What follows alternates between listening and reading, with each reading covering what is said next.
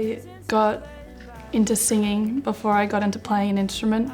But then as time went on, I think I kind of realised that if I wanted to be a singer, I also kind of had to learn an instrument just so I could accompany myself. So then I started with piano, but then I kind of started to feel a bit like a chore. So then I went to guitar, and yeah, now I basically just use those instruments as an accompaniment, and singing is definitely my main thing.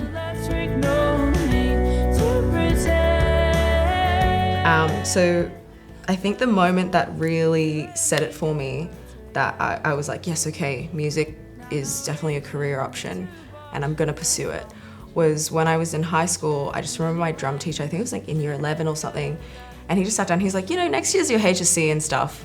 Are you even gonna do music? And I was like, yeah, probably, I'm enjoying the subject. And he goes, well, do you care about drums? And I was like, yeah. And he goes, well, I'm gonna whip you into shape, and I think you should do drums. I think you should do drums for life. And I was like, oh, true.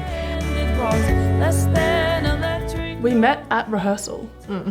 So we met in a rehearsal room, and like straight away we just, had to rehearse the songs. Yeah, we just got straight into it because you were kind of running late from work, and then we had like the rehearsal space for such a short amount of time.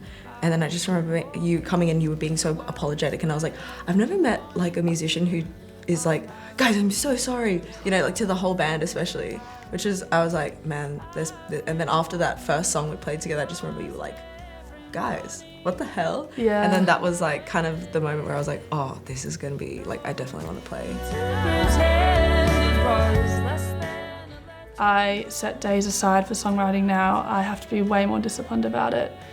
I want to be doing, I have a set amount of hours I want to be doing, and my current technique is basically just the more amount of time that I have the guitar in my hands, there's a better chance that I'll write a song.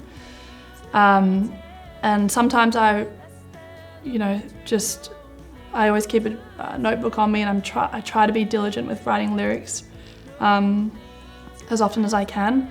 I feel like I'm not that person that wakes up at 2 a.m. and has some lyrical idea and writes it down, or is at a cafe and writes it on the napkin. I feel like I'm not quite like that.